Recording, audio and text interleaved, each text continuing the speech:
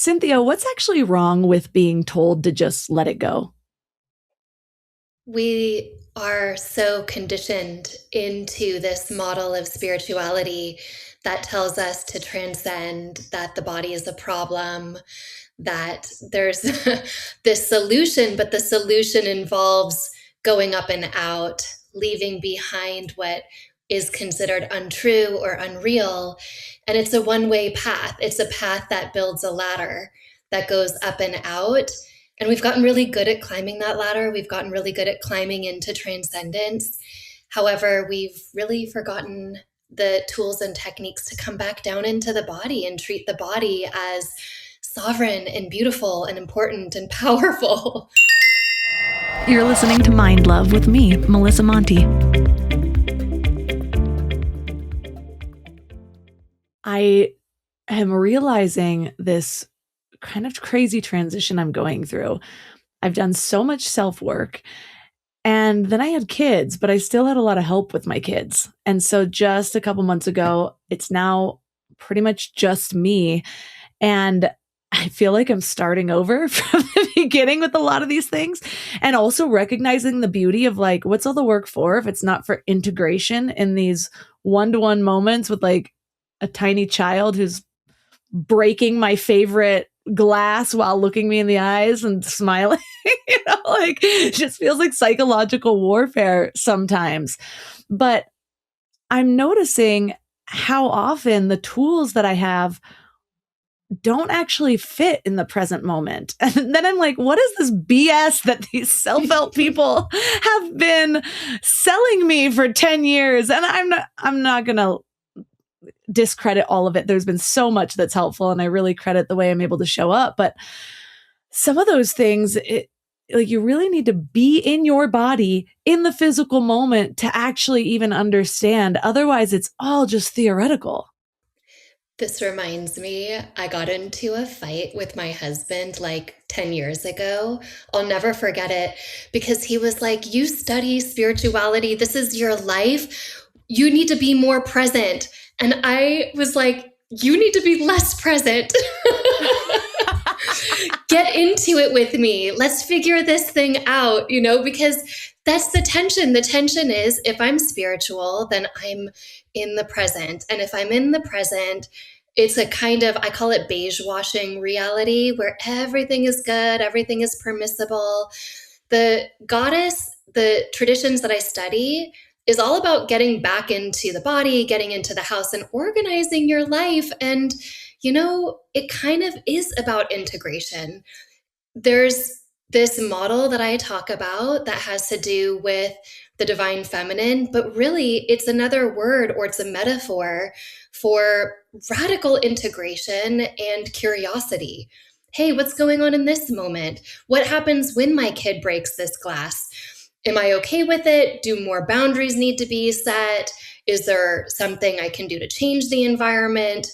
Or do I just need to accept it? I mean, there's such a range of possibilities that happen. But life is chewy. It's supposed to be chewy. So last year, I started getting really into studies of the divine feminine, especially Mary Magdalene's work, and a sort of spin on, I think what the establishment turned into the 7 deadly sins, but were actually her like 7 steps of ascension. And I was just fascinated by this. And so I started turning a lot of my spiritual work into filtering it through the feminine a little bit more, calling on the feminine. And then right then was when I ended up getting called into my deepest experience of motherhood so far, right before I delivered my last baby. And so much of our lives, especially the last 5 years, I feel like we work so much to be in alignment that things just unfold. And when we look at it a couple months later, we're like, whoa, I was literally calling in the mother. And now I am forced to be a mother full time, which I've been wanting, but have been kind of afraid, thinking maybe I was incapable or I wouldn't love it. And so part of my goddess work has actually, I think this is the main portion that I was calling in. It's like, no, I'm not just going to give you feel good feelings while you're sitting here in meditation. I want the toddler pulling your hair while the baby's throwing up on you, and the 5-year-old is saying your name every 2 seconds. The goddess has never been pretty. She's never been rainbows and butterflies. That's like patriarchal conditioning superimposed onto what the feminine should be. But if you actually look at the goddesses and the images of the goddesses, they represent power. And power is sometimes nice. And sometimes it's not. Sometimes it is about getting into the muck. Emotions are included, intuition is included. It's complicated. We are complex creatures. And I think that it takes a little bit of scraping the scum off the surface to see that what the goddess really is that the ability to hang out with the complex, because it's happening anyway. I mean, if you have kids in your house, it's happening anyway. The complex is right in front of our door. What's funny is when I started to study different goddesses, whether it was dark goddesses, just goddess archetypes, I realized how imperfect isn't the right word, but it's as though they embody human emotions. And I think that's by design.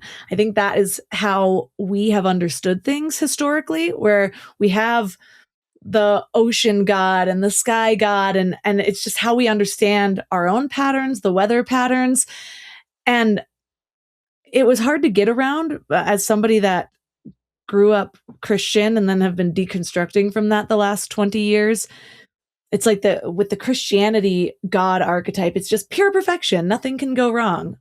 Even though if you read that, you should have a lot of questions, because the history of that God in the Old Testament is pretty flawed as well. But that's not what we're taught to sort of lean into. All this to say, I found it really freeing to study some of these archetypes, because I think often, especially as women, because our emotions are so sensitive, because we feel so much, because we attune to others so easily, I've noticed that historically, before I've understood these things, I looked at those things as flaws rather than just a part of the human experience that's meant to teach us. And even our relationship with the ego. I remember the first guest that came on and said, basically, the ego is not the enemy, which is not what a lot of the spiritual world teaches. It's like, no, that's your human self. You can't just deny it. Why did you take a body? What is your understanding of the ego self? And is it helpful, or is it something that we just override? And how does that sort of come together with the goddess? I write about the ego a lot. I just consider the ego to be a measuring stick. That's all it is. The ego is simply our inner impulse to compare. Oh, I'm better at this activity than that person. Oh, I'm less good at that. Oh, it's a measuring stick. It's almost like when you mark a kid's height on the wall and you can see this measurement in front of you. The ego is like that for our inner landscape, where it's constantly measuring us up and down on some universal schematic. And we measure against ourselves just as much as we measure against the outer world. It's not a problem. If anything, it's a little bit of an ally. We can turn the ego into an ally and make use of the ego.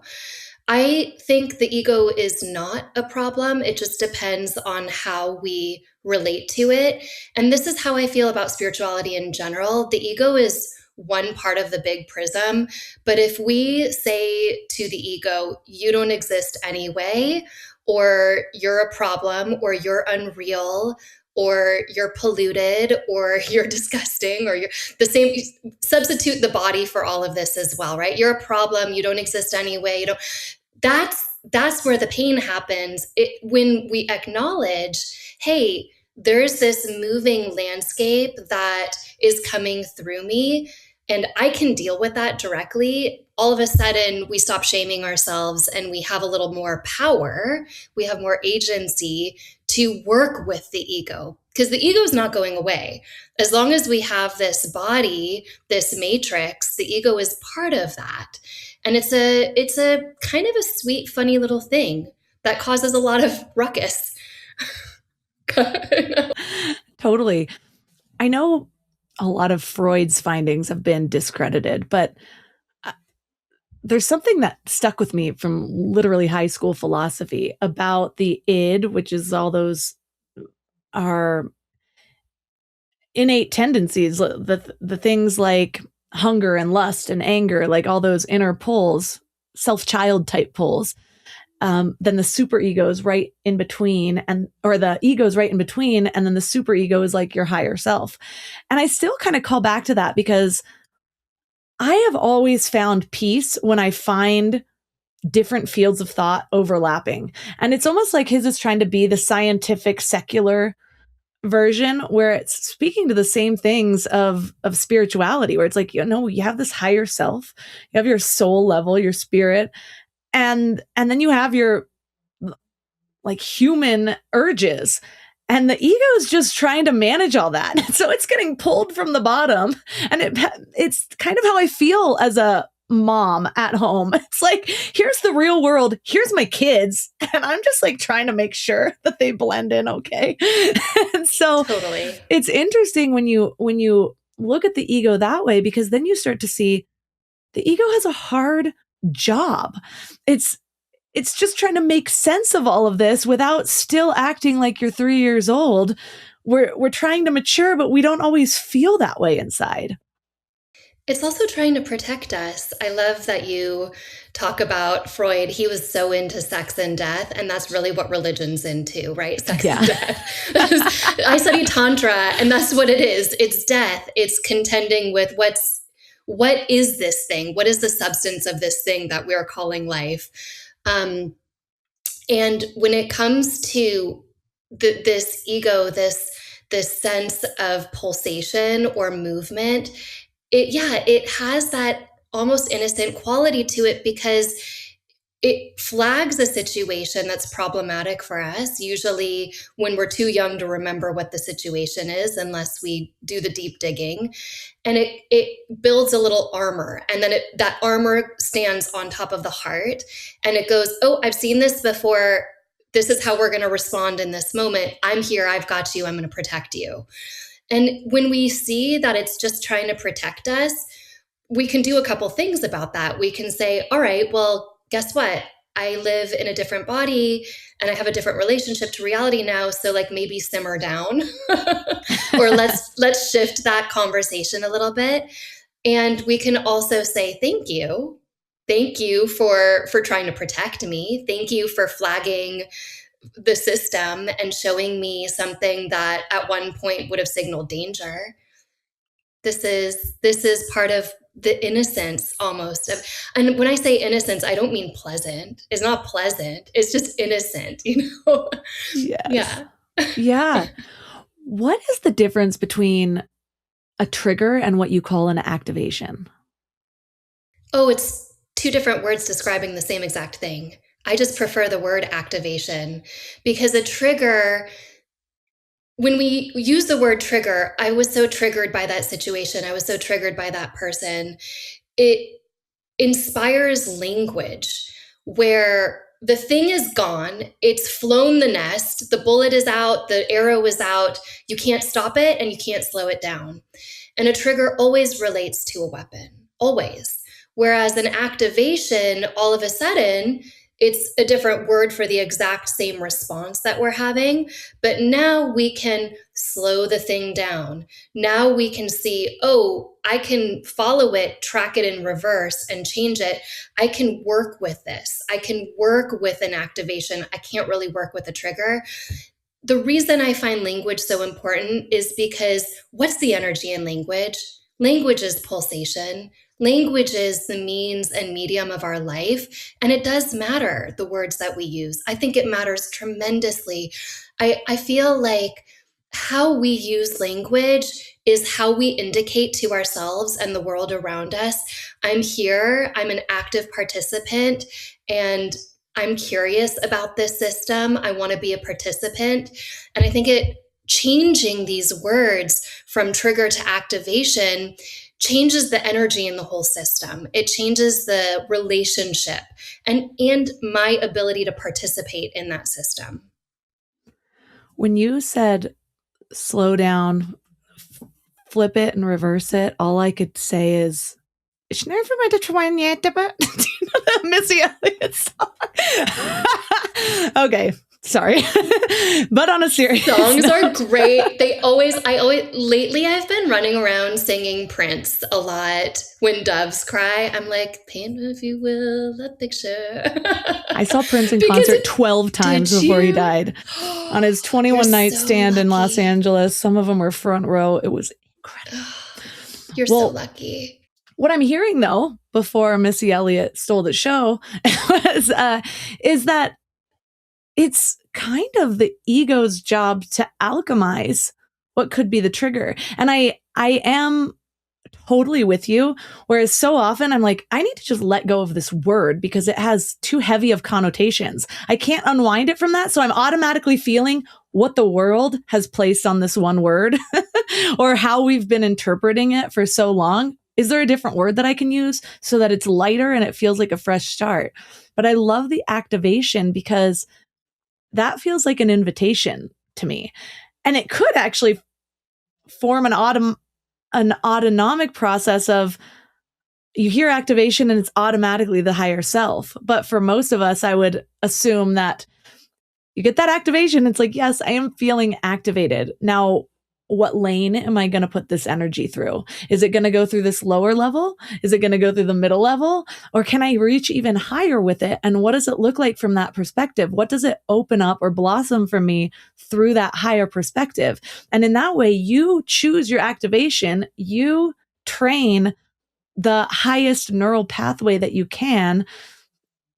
And then eventually, yeah, you're just always being activated to the highest good because you've moved that train track over to the right enough times.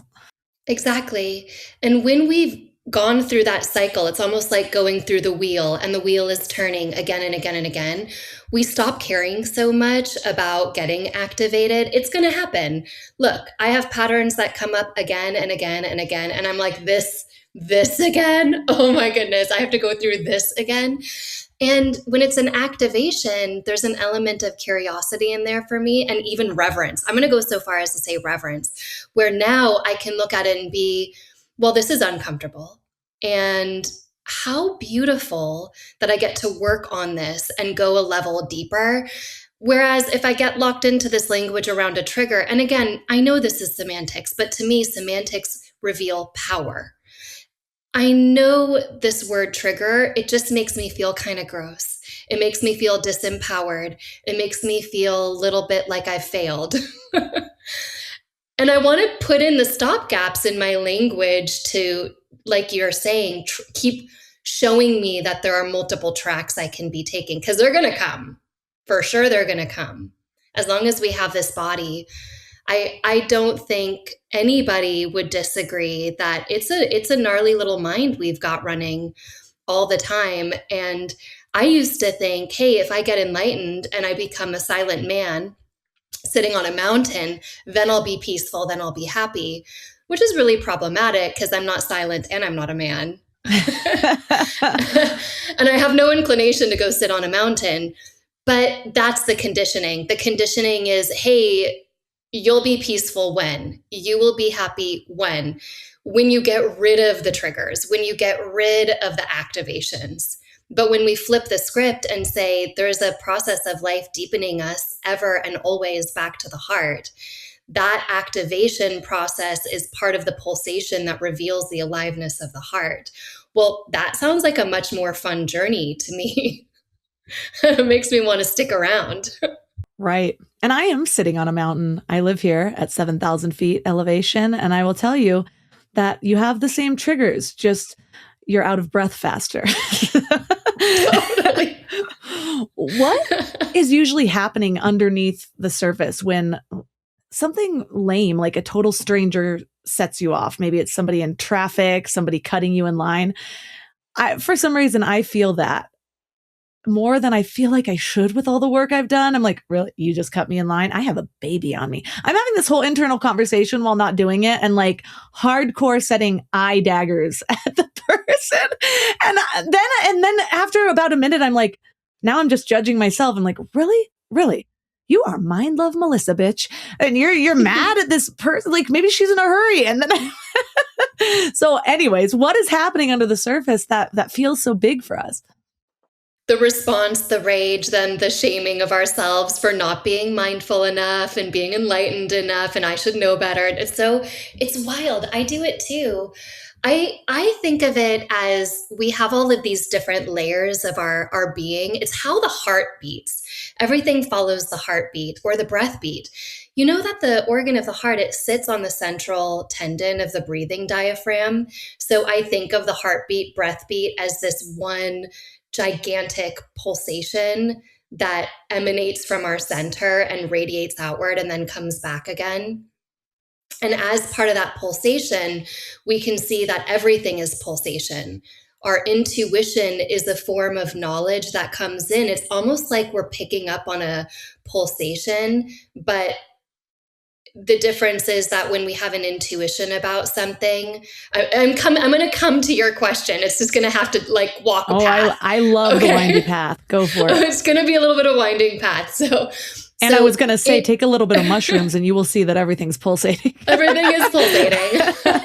A little bit of mycelial networking to re-network the pulsation signals. But even Mother Earth has a pulsation. And I think that that's why people are drawn to those types of experiences, is that we get to see that everything is breathing beyond our body.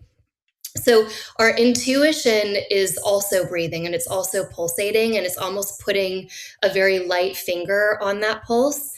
And a little higher up, when that vibration gets a little more condensed, a little more formed, a little more contracted into reality, we call it emotion or we call it thought. And so a lot of times we're scaling up and down between what our physical body is saying. Now, if somebody cuts me off and I have a baby on my arm, or I don't, a little bit, my body is going to contract and then I'm going to respond to that contraction. So my body is engaging so rapidly into the layers of pulsation that it's almost like my entire vibrational field from physical body to the emotional thinking body to my intuitive body puts up the middle finger and says, watch out. And what's interesting is that we have the response back again to that. And where humans are so fascinating is we can glom on to a physical body response and then crank it and turn it again. And it could be like 2 days later, and you're still thinking about the person that cut you off because the pulsation hasn't moved its way through the entire system.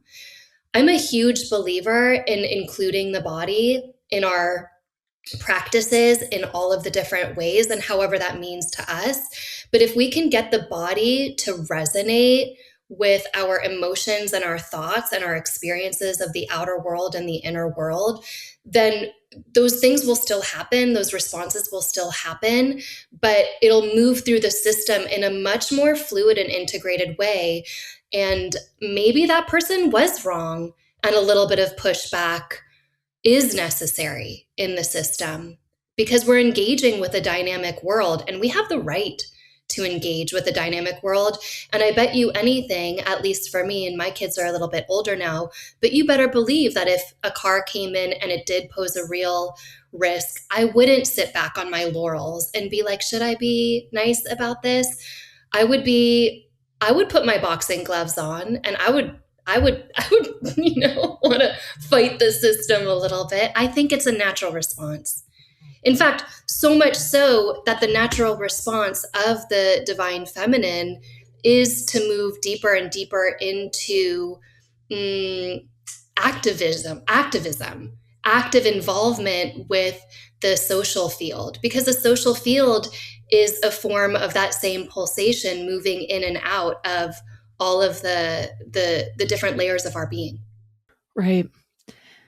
And at one point you said, like, I know this is just semantics, but I believe that we often devalue the word choices that we use because we don't fully understand the power of words. One of the studies that I found really fascinating, there's a book by Yogananda, the one who wrote Autobiography of a Yogi. And he wrote basically an evaluation of the New Testament, the second coming of Christ, he calls it. But he goes through a lot of the words that religion has created meanings for that have never fully made sense for me. But like in the beginning is the word, and apparently the word is just supposed to be Jesus, but that also doesn't make sense. So whatever, we were told. But he talks about how, what is a word really? A word is thought mixed with intelligent vibration. That's what a word is. And so it's the beginning trigger of manifestation. And I feel like I don't often use that word anymore because I feel like it has too much connotation and it's lost a lot of its meaning, but it really just means bringing something into material form or bringing something into form from the original thought. And so when we have all of our own heaviness with these words, we might create something, miscreate something that we didn't intend to. So I just wanted to touch on that with the semantics. But then when we're having those pulses through our body, it makes so much sense about how people talk about emotions getting stuck in the body. Okay, but we stop the flow of the pulsation and now it's in there, just doing its own stuff, which is why animals, a gazelle gets chased by a lion and once it's safe, it shakes it all off and starts flailing its body everywhere. Yet we're sitting there trying to look unbothered to our peers, but doing all of this damage inside when what should we be doing to move that through? But I think that's where people get stuck too, is they're like, okay, I'm not done with this emotion. I need to move it through. But what they do instead is they just keep adding to the story and making it worse.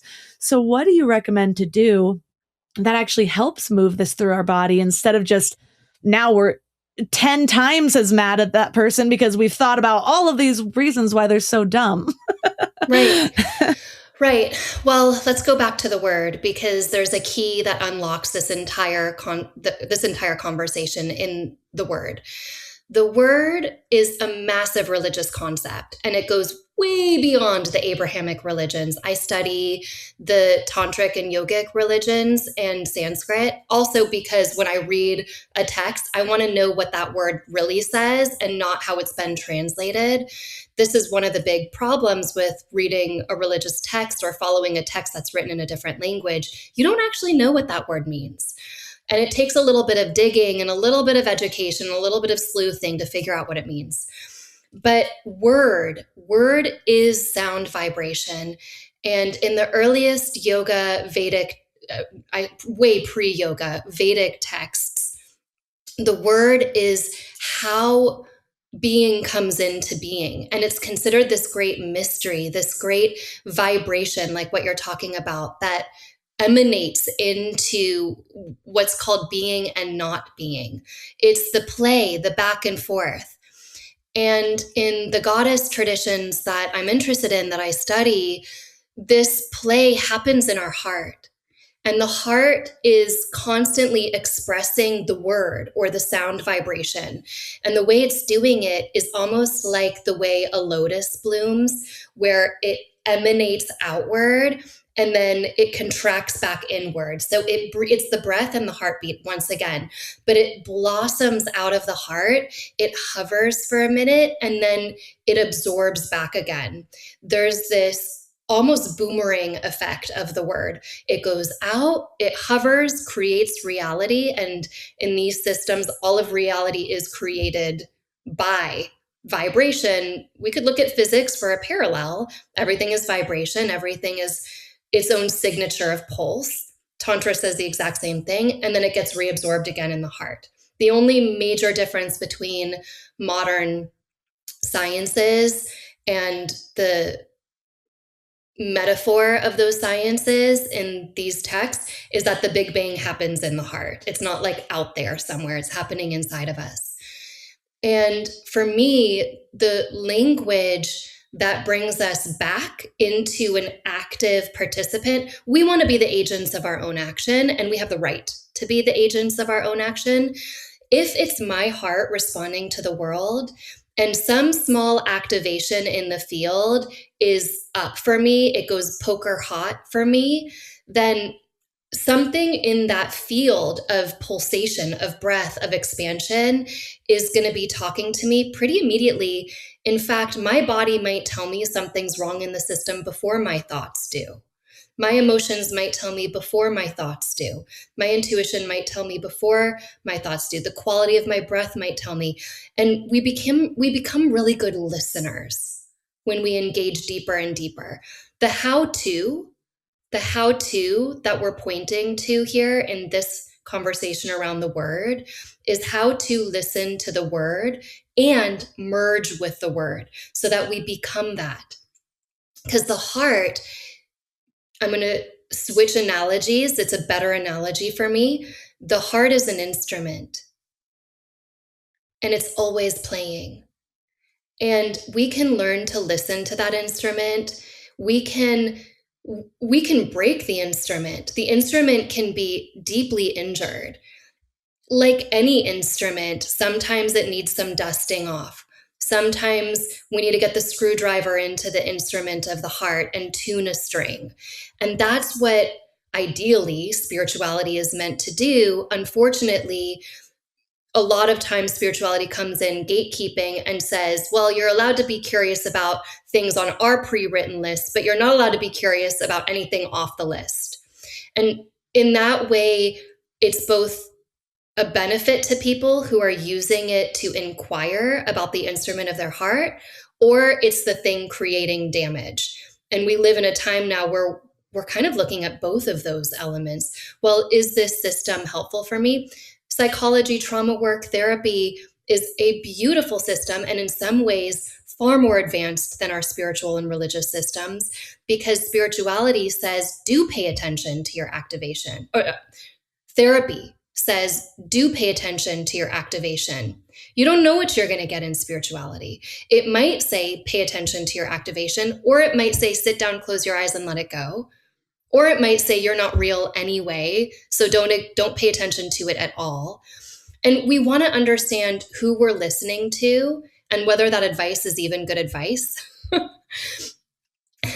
And in this way, therapy, where listen to your instrument, play your instrument, go in there and tune up that string, take out the dust rag and wipe the surface free of dust.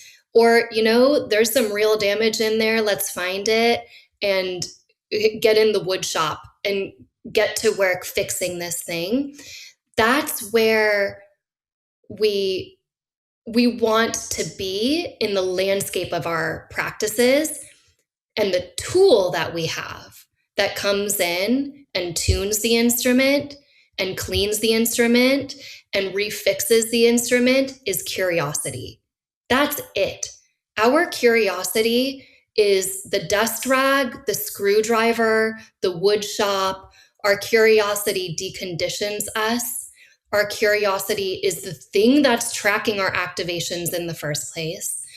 Curiosity is so embedded in our most magnificent traits that if we pay attention to where we've shut down our curiosity and where we have the opportunity to blossom that curiosity, the entire perspective on reality changes. And you could be spiritual or not spiritual. It is irrelevant. It doesn't matter. Are you curious? You talked about how so much of our own internal processing, our connection to, it's like that connection of the higher and the material is processing through the heart. But in what ways do we shut that down?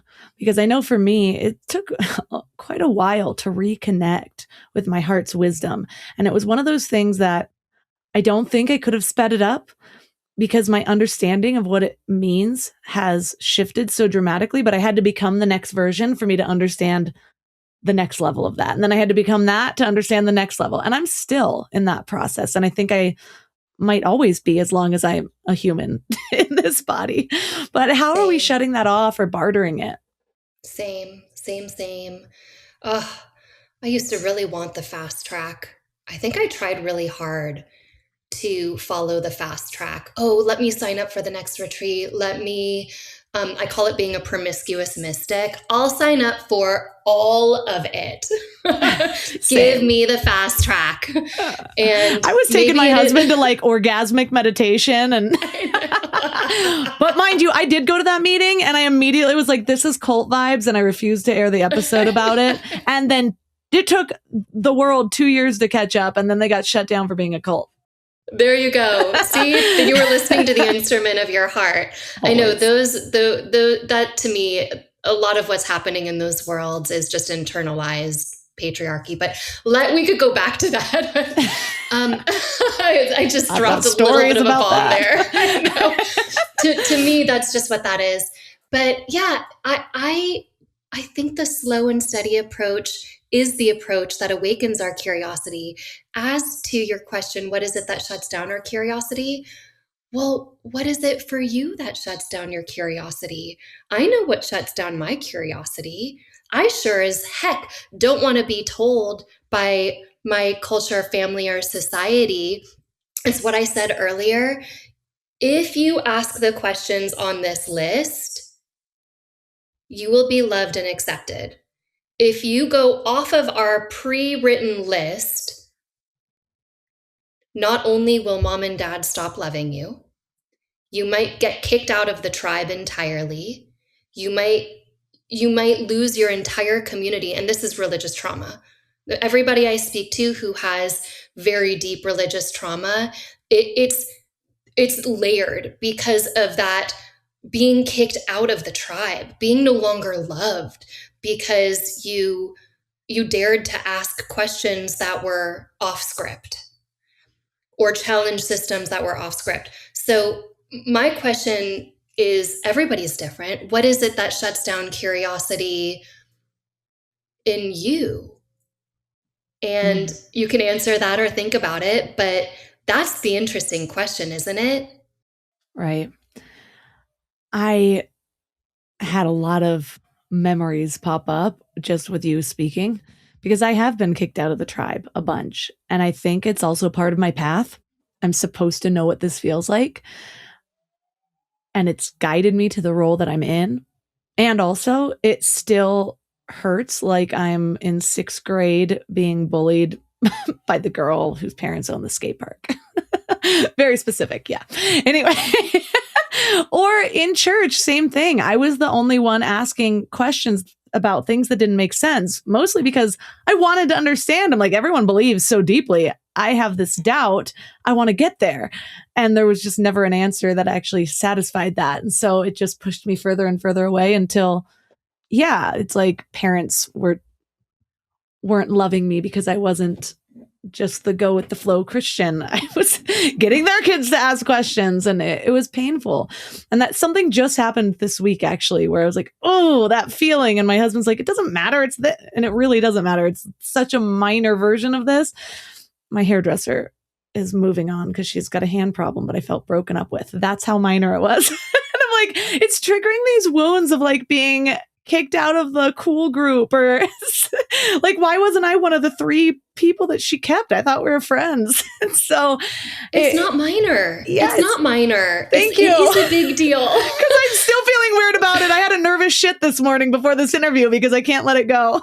There you go. Because something vibrated your system, and your system said, there's a vibration here and it hurts. It hurts. We're allowed to hurt. That's what makes us human. All of these, this is the conditioning of spirituality. It's almost like the deeper I get, the more I'm able to let it go. That's not true. The deeper I get, the more vulnerable I get to the interplay of reality, the more capacity I have to acknowledge those vibrational pains, to sit with it. Because if I don't sit with it now, I'm putting another lid on it. And sure, the core memory might be really small or might be really old, but if it's living in my body, then that's part of my matrix. That's part of my lived reality. And it does matter, because how we live our lives does matter. And what if a little hiccup in our system where somebody drops us and abandons us, even if it's our hairdresser, it inspires this deep pain that is actually very human. Look around at this world. The more we share our stories with each other, the more we realize abandonment and shaming and getting kicked out of the tribe is grief, it's pain. Whether it's small scale pain or large scale pain, it's that instrument, and the instrument is vibrating that way. We can only fall in love with each other. Our capacity to love each other is as much as our capacity to sit with each other in our pain and our grief and our stories. What you just said created a physical reaction in my body, and it brought two ideas together with a new understanding. I mentioned how I have been going deep into Mary Magdalene's teaching, for example. And one of the things that felt freeing even in studying that was just how women especially are emotional alchemizers. Like, we are the ones that bring the emotions into our body and we transform it, which makes perfect sense with what you said about how often women are called to activism. That anger goes somewhere. That's the fuel for something. That hurt changes something in the physical world. We have the ability to do that. But what I don't think I've given myself permission for is what you just said, how no, deeper into your spirituality doesn't mean that you're less affected by all of this. It might be that you become more through it, because we're not trying to just let it go. We don't want our experiences to just come in, pass through us with nothing.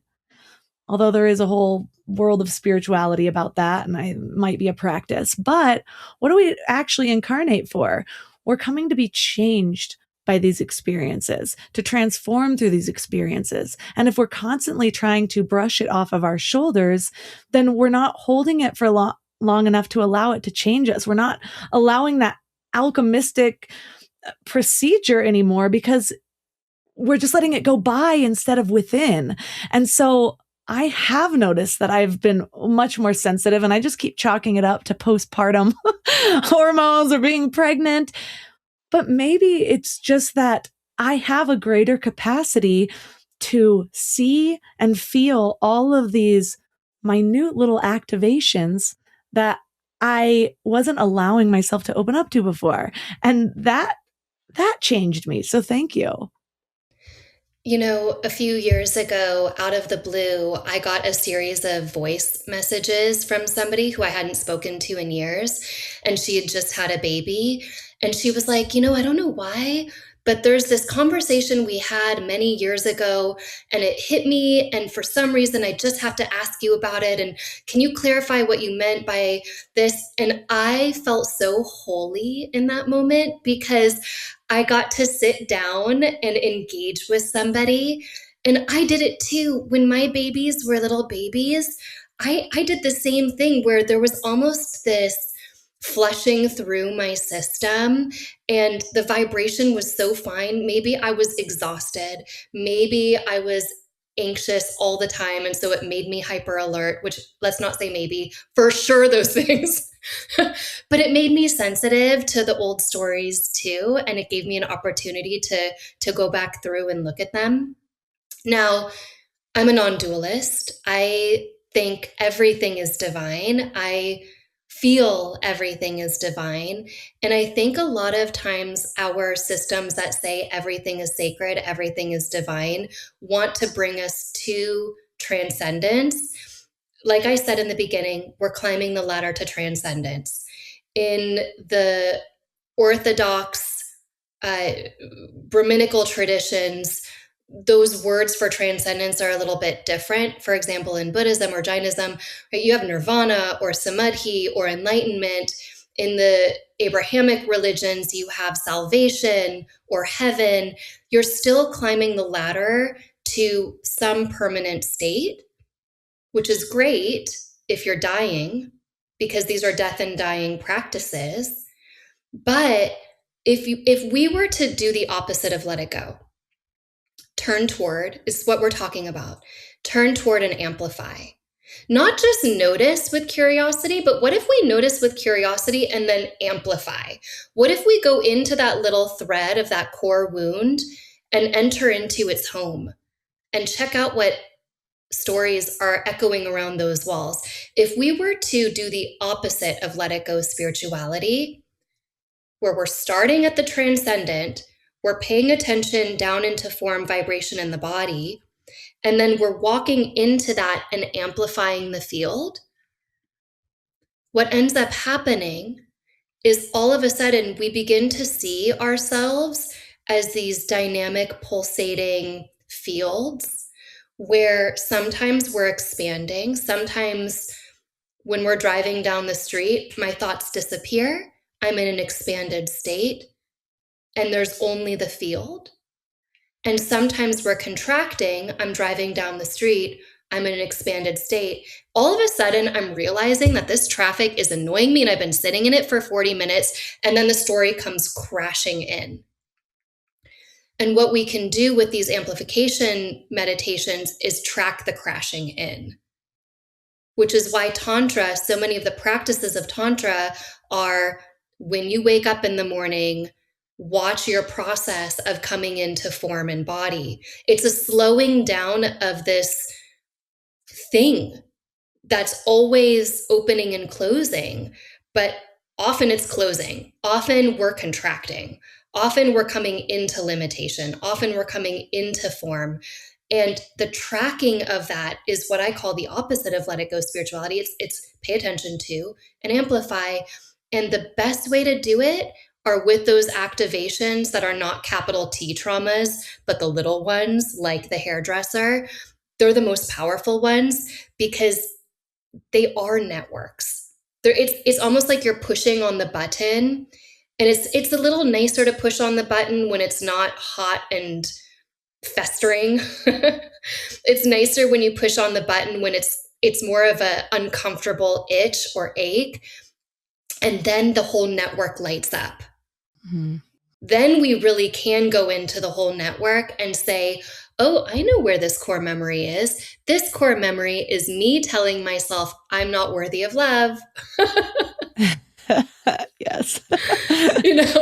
And maybe spirituality is just learning to walk those pathways and being in the matrix where we're able to start with a small activation and see that it really is the entire structure of how I'm relating to my life, my heart as an instrument.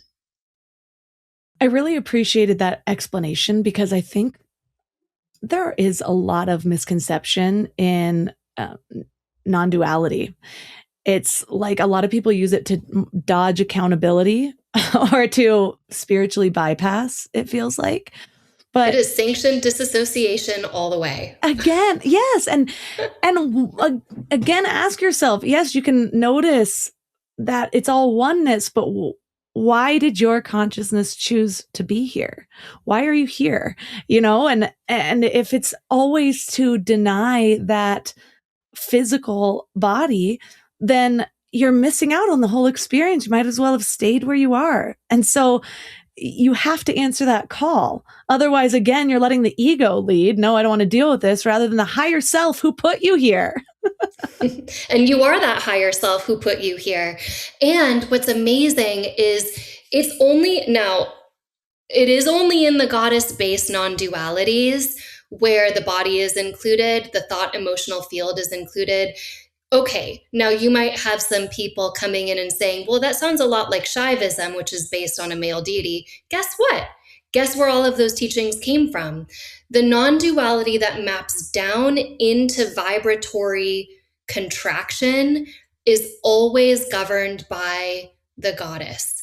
So we, in our effort to be complete and complex, engaged, living, pulsating instruments, need to understand how to map out into total spaciousness.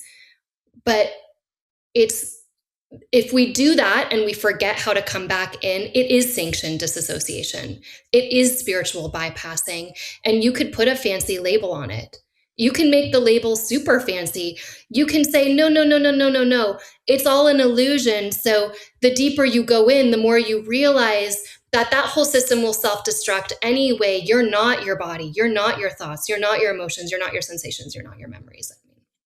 I was in the direct path non-duality world for 15 years. I know exactly what those conversations are, and I love them, and they're incomplete. We need to be able to go into the stillness that we are. Great. Guess what? We also need to be able to track ourselves coming back into pulsation, limitation, and form. The story of the goddess, the story of the tantric goddess, is that she emerges out of the transcendent. She emerges out of Shiva. She emerges out of God. So she is the transcendent. But she does that so that she can give her beloved the one thing that he doesn't have. And what is the one thing that infinity cannot do? Tell me. It can't limit or bind itself. You can't subtract one from infinity. I mean, a preschooler, right, will come home and say, "What's infinity plus 5?" You know, you can't multiply it. You can't draw a line in it. My kid's favorite number is infinity 1,600.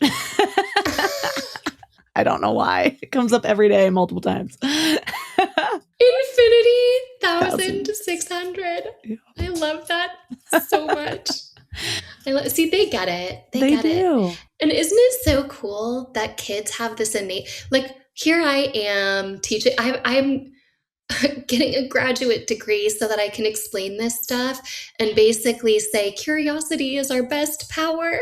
And then you don't need to do any of that. You could be a 3-year-old or a 4-year-old or it's so open source that a child could teach you about curiosity and infinity.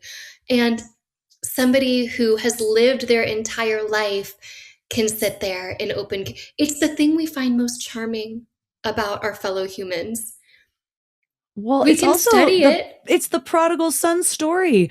We, well, with a new understanding that's not taking it so literally, but we have to leave and come back to fully understand and grok and embody what we lost, to really appreciate it, versus the son that just stayed where he was the whole time. He doesn't really get how great he has it. But instead, we lose everything. We go away from our path. We lose our curiosity. We identify only with the ego for a while. And then we try to identify only with the spirit. And then it takes the physical understanding sometimes to fully get there, to fully know. And whether you're a man or a woman, the goddess activations, the goddess understanding is so important, because we have been sort of thrown into the duality of genders and all that. And I know there's a whole conversation that I don't want to get into that has nothing to do with this, but this has nothing to do with that. We need to embody that feminine process, because sometimes our own processes are masculine or feminine. And even biblically, the original Aramaic word for spirit was feminine. When it was translated to Greek, it took on a neutral form, and then eventually to English, it took on the masculine. But every time anyone in the Bible called the spirit, it was that feminine form of our energy, the alchemizing, the feeling. So I think a lot of men especially might turn off their minds when it starts getting into this goddess exploration. But what are you losing by tuning that out rather than becoming something within it? It's a metaphor. You can use any binary to walk the metaphor. And for a long time now, since I talk about goddess traditions, people will ask me pretty quickly, well, is a man allowed to come to this? And I'm like, is he breathing? Does he have a body? Like, what I'm talking about is a metaphor for getting embodied, for turning the pathway around. We have no problem when somebody says, hey, there's conversations about God. We've so conditioned ourselves to be okay with that all of a sudden we've so erased the concept and the metaphor that we feel a little ashamed when we walk back into this when we say goddess, it indicates a thing. And, oh, I don't want to buy into that. That's a conditioned belief. And culturally speaking, it's never been a problem for people. It's only been a problem for people in the very recent modern times. And if you go to other parts of the world, it's not a problem. We can talk about these things where these representations of divinity do still have form. I think there's been consequences in eliminating the goddess for men equally as there have been for women. And I don't like the term patriarchy. I use it a lot because it's a well understood word. We need to come up with a new word. Talk about relanguaging that needs a new word. I do like dominator culture from the Chalice and the Blade, but I think that it's extremely important to remember that patriarchy has injured men as much as it has injured women. Think about that for a second, run that through your system. Anybody who's listening, it truly has injured everybody. And the ones who have benefited the most from it have actually been also of both genders. So we're not talking about a gendered reality. We're talking about a metaphor. We're talking about a spiritual pathway that has always been languaged in male and female terms. And all I'm doing is calling out the part that we've erased and telling you what the history is of that erasure. Guess what? We can go back. Did you know that Yahweh was married? He had a wife. Her name was Asherah. Do you know who Asherah was and what she represented and how she linked back in time? Once we start tracking the history of these things, we realize that part of that erasure is us erasing ourselves. It's a metaphor, and looking at it and contending with it within ourselves. The only reason to do that is to awaken our curiosity.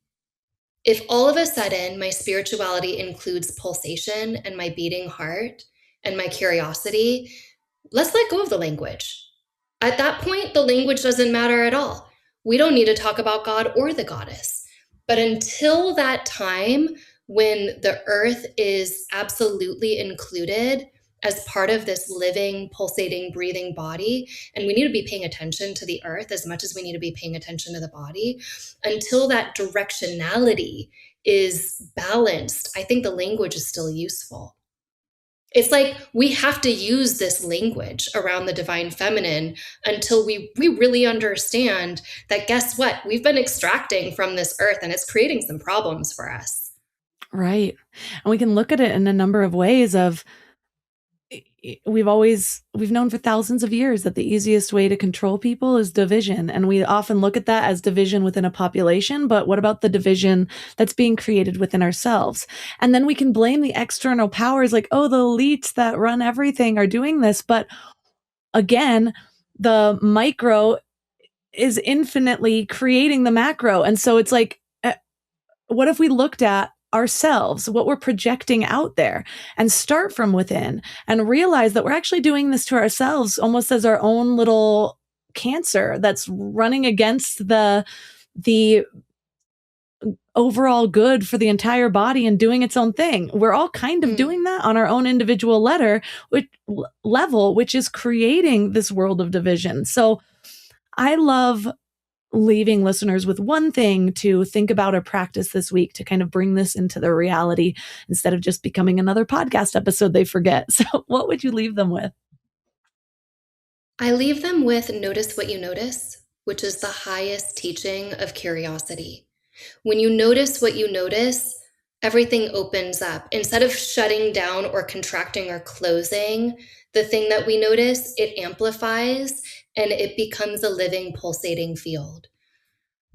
Notice what you notice is the highest teaching in my book.